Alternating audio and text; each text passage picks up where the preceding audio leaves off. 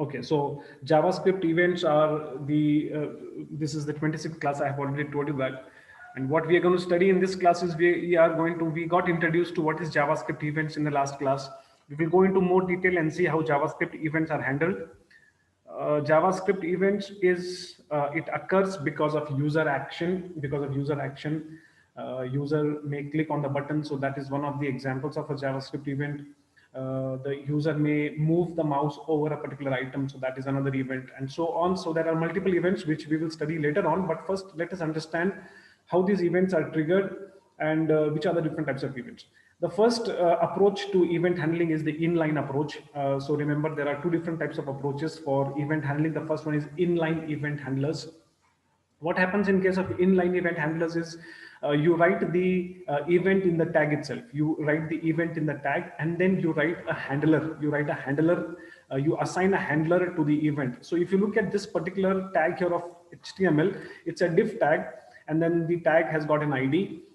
Which is not important right now. So we have a div tag, and then it has got an attribute called as on click, and we write attribute on click is equals to, we write some handler here. What is a handler? A handler code is something which will execute when the event occurs. When the event occurs, the handler code executes. So the handler can be a direct JavaScript code which will execute.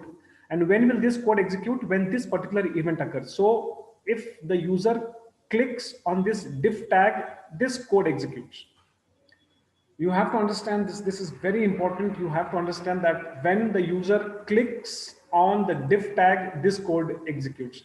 So when you write the handler and the event in the tag itself is called as inline event handler approach. It is called as inline event handler approach. Here we write the event and then we assign it some handler. This handler can be a JavaScript code directly in the tag, or it can be the name of a function. For example, this is an example of another inline. We write the event in the tag itself, and where we are writing it is we are writing it in the form tag. In the form tag, we write an event that when the form is submitted, then we write the name of some function here which will get executed. So if you look at this, we have assigned it what? We have assigned it to the event, not JavaScript code, but we have assigned it a function which will execute when the form is submitted. On the top here, you can see that this is directly a JavaScript code which will execute automatically when the div tag is clicked. When the form is submitted, this is the function that is executed. What is the function? The function is a JavaScript function which is written separately, and that entire function executes when the form is submitted. So inline event handling, you write the event in the tag itself. In the tag itself, you write the event. Okay, so this is the inline event handler approach, where you write the event inline in the tag itself. The other approach is the listener approach. In the listener approach, you register a listener to a particular item. Okay, and this you do it in JavaScript. You don't write the event in the tag. Okay, you write it in JavaScript. You assign a handler to an item in JavaScript. You write the event in JavaScript. You don't write it in HTML. In the above example, in the inline approach, you saw that your events were written in the tags. So you can see we have a form tag and we have written the event over here. You see I have a div tag here, and then I have written the event over there. Okay. In the listener approach, we don't write the listener, we don't write the event in the tag, but we write it in JavaScript. We write it in JavaScript. So please remember that we write it in JavaScript. Okay, something like this. What we do is, let us say I have a div tag called as example. Okay, I have a div tag called as example in my HTML. So how do I access it as an object? We declare a variable var. This is the div tag object is equals to document.getElement by ID, and then we write the ID here, and then we get the access to the div tag object, and it comes into greeting box. So now greeting box is nothing but it is an object. It is an object of the div tag. So now if I want to add an event to it, if I want to add an event to that div tag, for example, somebody clicks on the div tag, I want to execute some code of JavaScript. So I use that div tag object, I use a dot operator, and then I use the on click event property, and then I assign to it some JavaScript.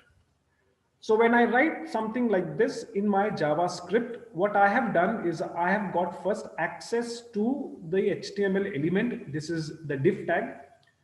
And now I have registered an event in JavaScript. I've said that if anybody clicks on this div tag, how do I do that? I take the object of div tag, dot operator on click is equals to, I assign it some JavaScript code here, which means that when anybody clicks on this greeting box div tag, automatically it should alert me displaying a message saying that good morning.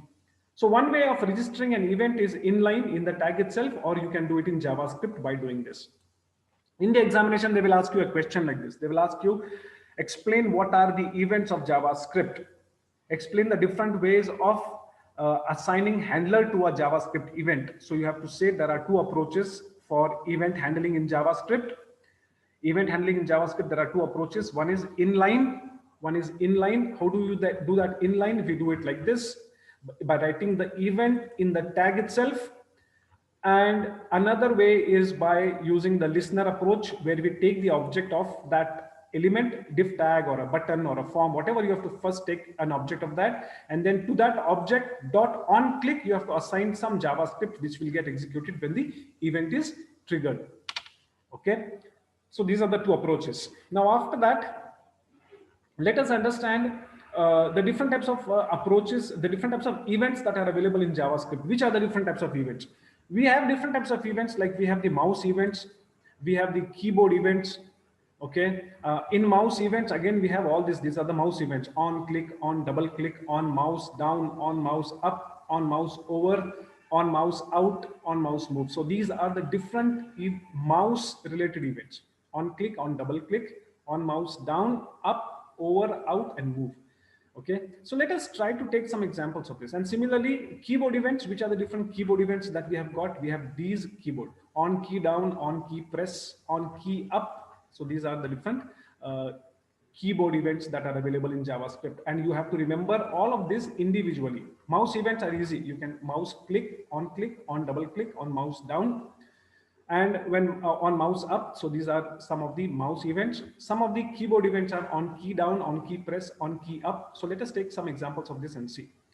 Okay, and then we have form events. Of course, form events are also there: on blur, on change, on focus, on reset, on select, on submit. So these are associated with the forms. If you have a form in your HTML document, these are the events that you can make use of. What is the meaning of on blur? When the form loses its focus. What is on change? When some value in the input text changes, then you can execute that. On focus, whenever the form gets focus back, on focus event triggers and all that. So it is better to understand this by taking an example. Okay, by taking an example, we can understand this.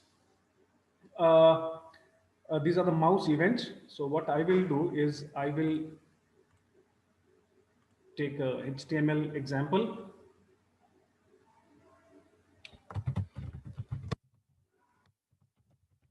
I have a body tag here. Then I will take a form tag. In the form tag, I will have input type is equals to text. You give some name to it. Name is equals to txt,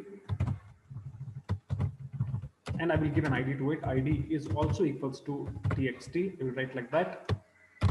Okay, and I will have one input type is equals to button name and ID. I don't want for this button. I will give it a value. Value is equals to click me. What is value for a button? Whatever you write in the value attribute will be displayed on the button. Okay, and that's it. And then what I want here is slash form slash body and slash html. So I'll save this file. Save.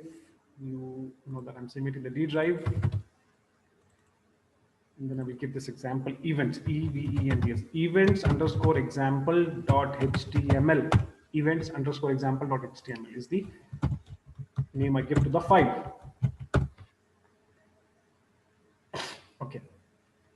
Now, if I save this file, save, I go to the D drive.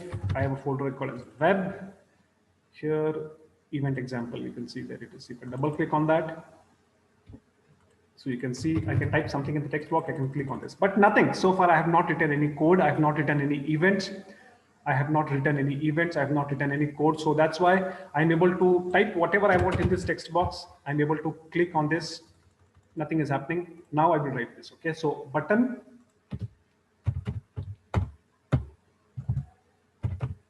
on click, alert,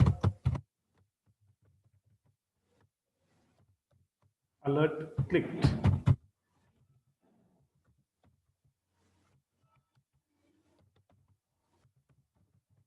Alert clicked. Okay, now let me see. I don't know still. So I'll save this. I come here, I refresh. Yeah, when I click on that, it is displaying me click because I have written an event on click. On click, I've written an event. Okay. So when I go there, I refresh this. When I click on the button, it is displaying me clicked. It is displaying me clicked. So instead of writing my JavaScript here, I can do one more thing. What I can do is I can put a script tag here and I can have a function here. Function do something. Okay, let us say the name of the function is do something. So I copy that do something and I write it here.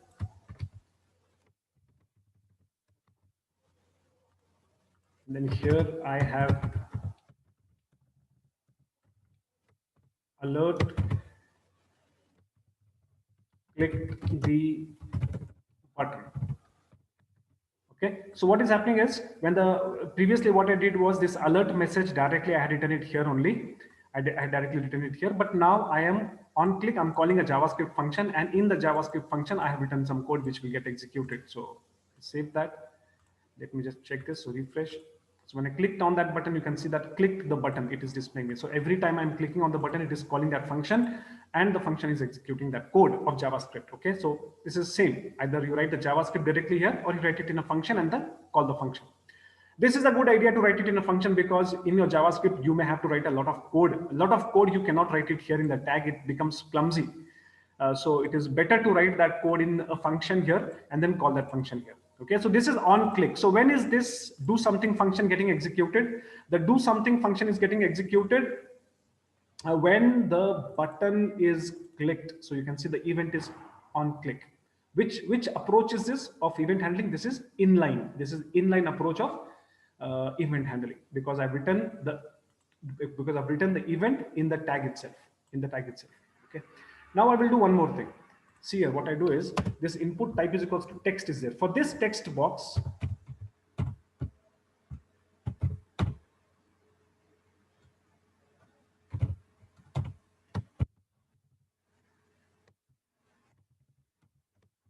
do something else. Let us say that I have got one more function here called as do something else.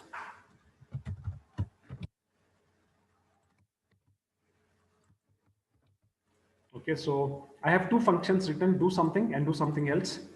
So when the button is clicked, it calls do something function. So it displays clicked the button, clicked the text box. So when is this function being called? Do something else. The do something else function is called when the text box is clicked. Where have you written this event? In the text box. Input type is equals to text. You have written this on click and do something else is called. Input type is equals to button. On click, you're calling do something. So do something is called when the button is clicked. Do something else is called when the text box is clicked. So I'll save this while save. Hopefully this should execute. So when I refresh on the button, when I click on the button, it displays clicked the button. When I click on the text box, click the text box. So when I click on the text box, it is calling click to the text box. When I'm clicking on the text box, it is calling click the text box. So you can now understand what is event handling. When the button is clicked, it calls this function. When the text box is clicked, it calls something else function, a different function. Okay. Now we are dealing with only on click. Let me use some other of the events. Okay. So which are the different types of mouse events? We have on click, on double click. So I'll just copy that, Control C, and I will go to the text box and I will replace this on click with on double click. I will replace that on click with on double click. So what will happen now is when the text box is double clicked, when the text box is double clicked, when the text box is double clicked, then it will call do something else function. So it will display you clicked the text box only when the text box is double clicked. So file, save, I go to the, I refresh this. So I go here, I click on the text box, nothing is happening. I clicked only once. If I double click, see, I double clicked there. That's why clicked the text box. So when I'm clicking only, nothing is happening. But when I'm double clicking on the text box, you can see that it is displaying me that function. It is executing that function. So why? Because you have written the event as double clicked. Okay. So on double click, let us see what is on mouse over. Let us see what is on mouse over. So I copy that. I replace this on double click with on mouse over. So text box on mouse over, call the function do something else. So file, save, refresh. Now you can see that the mouse pointer is there. I'm only moving my mouse. See, I just moved, I did not even click.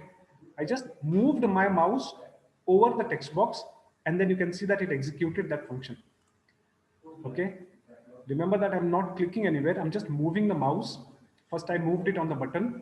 Nothing is happening. Now, slowly, I'm getting into the text box. I'm not clicking at all. I'm just moving the mouse. And the moment I take the mouse inside the text box, it is calling this function, click the text box. So you can see that these are the different types of events that is associated with the mouse. The moment you take the mouse over a particular item, you can execute JavaScript. The moment you double click on a particular item, you can execute a JavaScript. Only thing is that you have to just change and remember this events. You have to just remember those events. So I have on click, on double click, on mouse down, on mouse over, on mouse out. There is one more called as on mouse out. So I copy that, I paste it here. On mouse over it was, now it is on mouse out. Now let us see what type of effect this will produce. So I refresh. Okay, I refresh. Now the mouse is there. I take the mouse inside the text box, nothing happened. I click on the mouse, nothing happened. I double click on the mouse, nothing happened. Now see, my mouse is inside the text box. I'm trying to move it outside. The moment I take the mouse out of the text box, it calls the function and it executes that function. So why? Because I've written on mouse out. Please execute this function on mouse out from this text box. So these are the different types of events that you can make use of depending upon what type of application you are writing. These are the different types of mouse events: on click, on double click, on mouse out, on mouse over, on mouse move. When will this on mouse move execute? Every time you move the mouse in the text box or on the button, it will continuously keep executing this. And on mouse down is the moment you click the left mouse button. When it is down, it calls this function. When you release the button, this particular event will be called. So maybe you can just try all this out. I've just shown you click, double click, on mouse over, on mouse out. Similarly, we also have keyboard events like on key down, on key press, on key up. So these are all keyboard events. So if I take this on key press, so I copy that. I go to this, I paste it there. Okay, so now it is no more mouse event, it is keyboard event. So now whenever the key is pressed, it should call that function. So I refresh this page. I'm going to click some button on I'm going to press some key on my keyboard. I pressed H, nothing happened. Nothing is happening.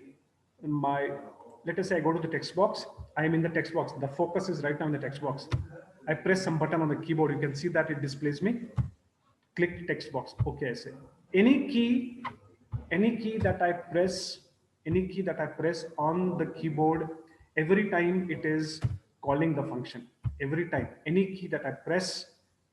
So in the text box, whenever I'm pressing a key, it is calling this function. So it is displaying me click the text box. So on key press, the user presses any key. This happens after key down. On key up, the moment I release the key, it executes this event. On key down, the user is pressing a key. This happens first. So remember, these are the different types of keyboard events that we have: on key down, on key press, on key up. So these are the three different types of keyboard events. Okay. Similarly, we have form events: on form, blur, on change, on focus, and so on. So if I have a form here, okay, the form can have a input type is equals to submit. Okay, input type is equal to submit, and then the form has got on submit, call the function do one. Okay, let us say there is one more function called as do one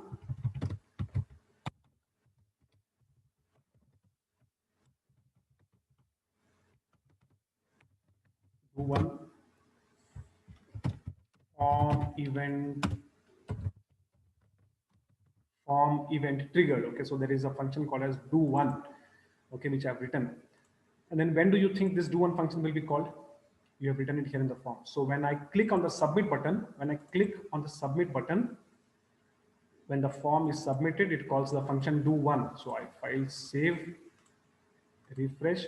So when I click on the submit button, it calls form event trigger. So the on submit event is triggered when the submit button is clicked. Similarly, I can have on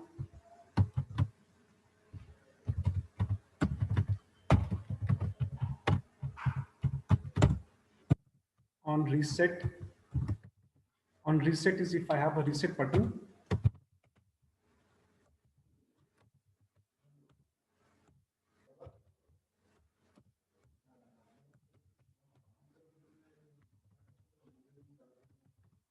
So you can see that when the form, I have a reset button here.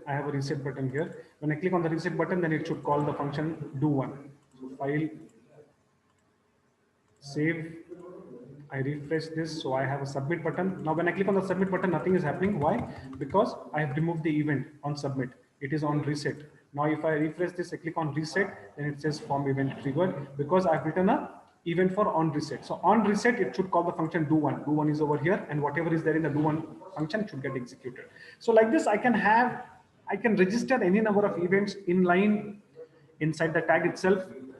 You have to remember only these different types of events: on reset, on submit, on change, on blur. On blur is a useful event. Why do we use on blur, and when will it get executed? When the form loses focus. When the form loses focus, in the sense, I'll just go back to the web page. Right now, the form is not selected. The moment I take the mouse pointer in the form text box, if I click on that, now the text box has got focus. It has got focus. Okay, it has got focus. So the form is selected. The moment I take the focus out of the form, I click somewhere else on the page, the form loses focus. So you can see that no more my form is selected. So that is called as an on blur property. On blur means whenever the form loses focus. On focus is it executes whenever the form gets focus. Okay, right now you can see that it has lost focus. There is no focus. The moment I click on the text box, it has gained focus. So on blur is whenever it loses focus. On focus is whenever it gets focus. Then on reset, on submit, on changes, if let us say the text in the text box changes, then every time you want to execute something, then you can use the on change event. Okay, so these are some of the form events. Please remember them. These are some of the text keyboard events: on key down, on key press, on key up. And we have a lot of mouse events: on click, on double click, on mouse move. Then we have on mouse over, on mouse out, and all that. So you remember at least three from each. In the examination, they will ask you. Explain any three mouse events, explain any three keyboard events, and any three form events. So you will have to explain all that with the help of an example. Then comes frame events. There are different types of frame events available. We have on load, we have on unload, we have on abort, on error. So these are depending upon the window. The moment the window loads, and where do we write all this? We write it in the body tags. For example, I want to execute some JavaScript when the body loads. So in the body tag, I can write on load do to. Let us say I want to.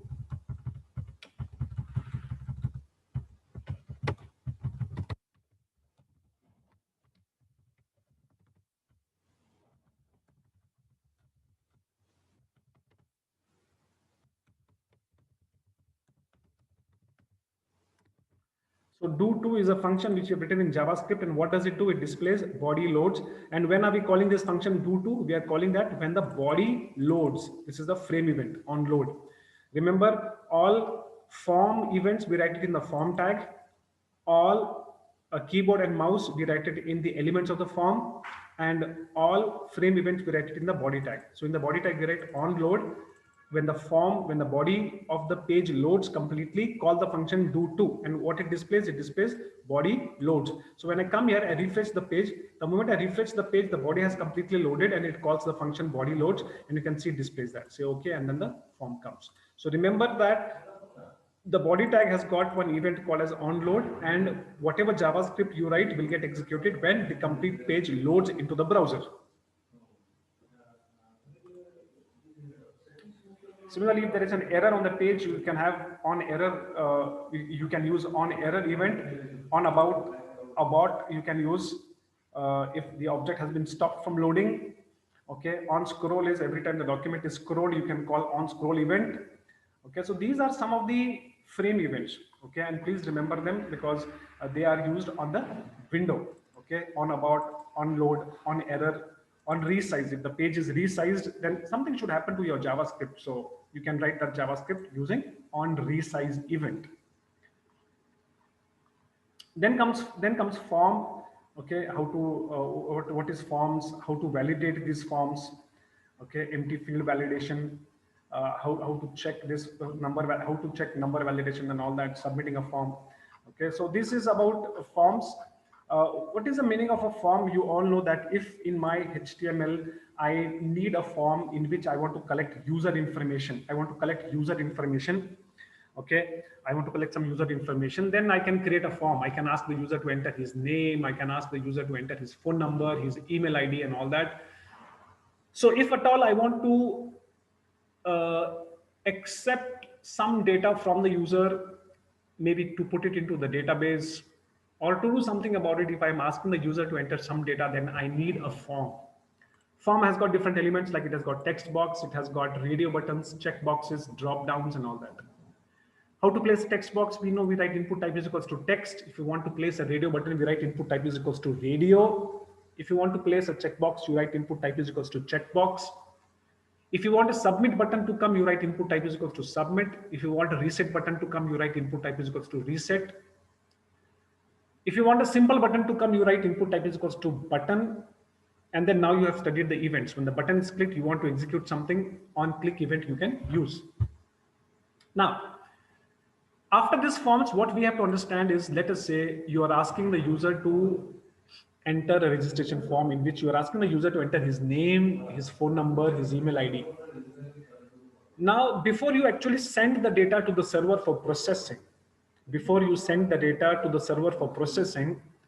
you would want to validate it. You would want to check whether the entered data by the user is valid or it is not valid. For example, how you can check the validity of a phone number? You can check the validity of a phone number by checking that there are exactly 10 digits and it contains only digits but not alphabets, because a phone number cannot contain ABCD alphabets. If you are asking the user to enter his email ID, how would you validate an email ID? A valid email ID is one in which there is an @ symbol and there is a dot. If there is no @ symbol, can you say that it is a valid email ID? You cannot have an email ID without an @ symbol. For example, naveed@gmail.com, @ is required. So like that, remember, you can validate data before you send it to the server. In the forms, if you are asking the user to enter his name, phone number, email ID, before you send that data to the server for processing, before you submit the data to the server for processing, if you would want to validate the data, then you make use of JavaScript. What type of validation you can do? You can do validation of simple type, like to check if the phone number is valid. And you know what is a valid phone number. A valid phone number contains 10 digits. It contains only digits. It cannot contain special characters. It cannot contain alphabets. Similarly, a valid email ID is one in which there is an @ symbol and there is a dot. Similarly, a valid name is one in which there are only alphabets, there are no special characters, there are no digits. because in a name like Naveed, I cannot have special characters, I cannot have digits also. Okay, so you can check this type of validity before you send the data to the server. And we do that validation using JavaScript. We do that validation using JavaScript. First of all, why are forms used? Forms are used in HTML pages on web pages to collect data from the user and submit it to the server. What type of data you can accept from the user, if you provide the user a text box, the user can type text there. If you provide a user a checkbox, then the user can select his option. If you provide a radio button, the user can select his option.